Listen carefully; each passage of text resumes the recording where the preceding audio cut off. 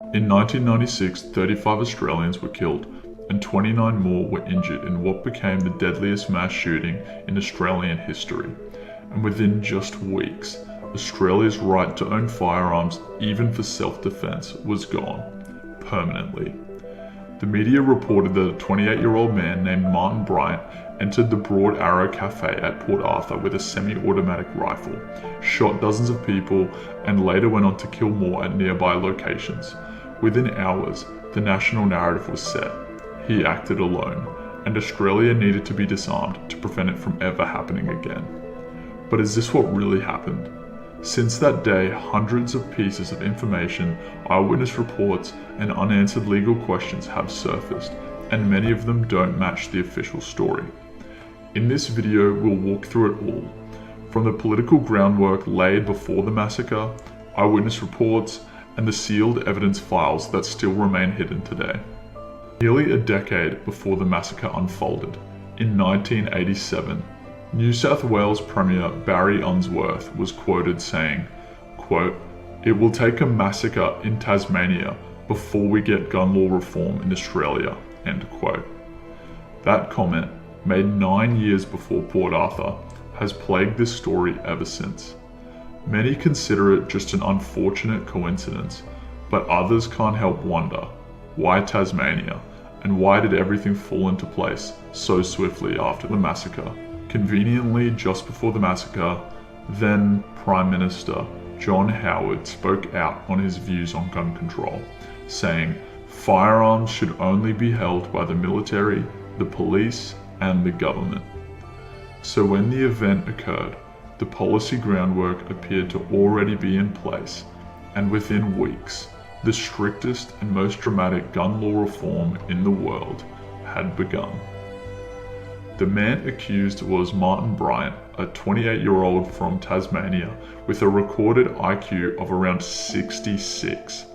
That's about the cognitive ability of a Year 3 student, and for context, to enter the military you need at least an IQ of 80.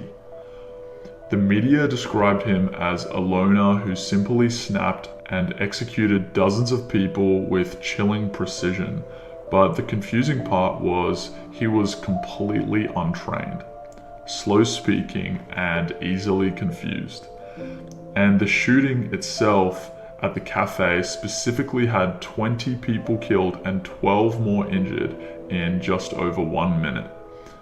And it has been called by experts a level of marksmanship and tactical speed with consistent military training, not the abilities of someone with a mental disability. Bryant initially pleaded not guilty, but after 5 months in solitary confinement and after allegedly being tortured and threatened with never seeing his mother again, he changed his plea to guilty, which meant there would be no trial, no cross-examination, and no presentation of the evidence in court as they had a confession. More than 200 people saw the event and survived in Port Arthur that day, but the number of people who identified Bryant as the shooter was just 2. Eyewitness Wendy Skerr, who was on site during the attack and knew Bryant, said the shooter had long, scraggly hair, but emphasized that it wasn't Martin Bryant. She also testified that all of the cafe managers were told not to come in on that very day, something that she had never seen happen before.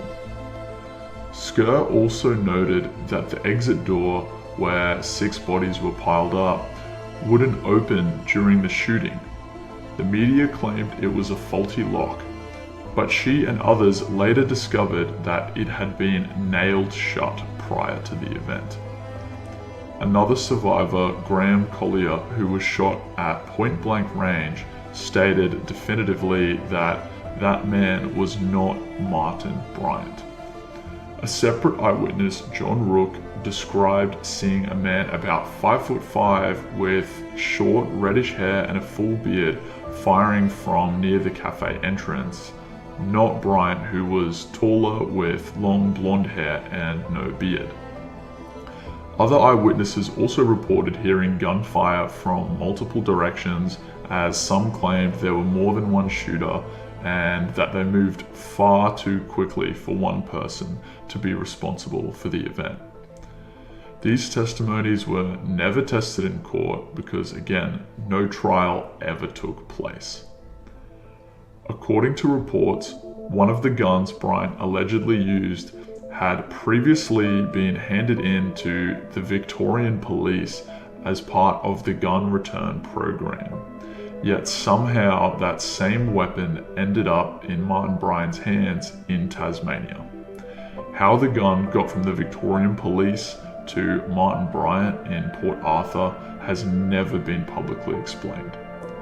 Even stranger, a large mortuary refrigerated truck capable of handling 30 plus bodies was present on the scene, the specially made truck, as early as 2 months before the event. According to locals, they were confused why the truck had arrived, as there had never been need in the past for a morgue truck that big in Tasmania, and shortly after the event, it was sold off.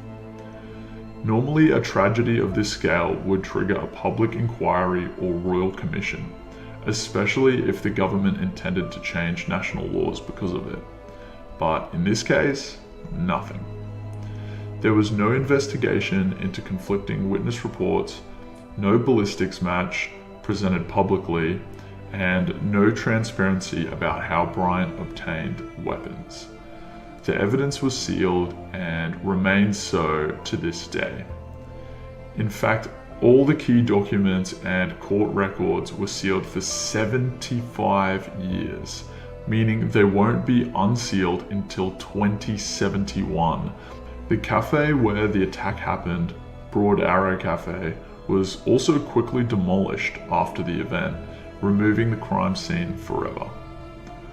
Right after the attack, Prime Minister Howard introduced the National Firearms Agreement, which resulted in mass confiscation and destruction of civilian firearms. Ownership of guns for self-defense was outlawed.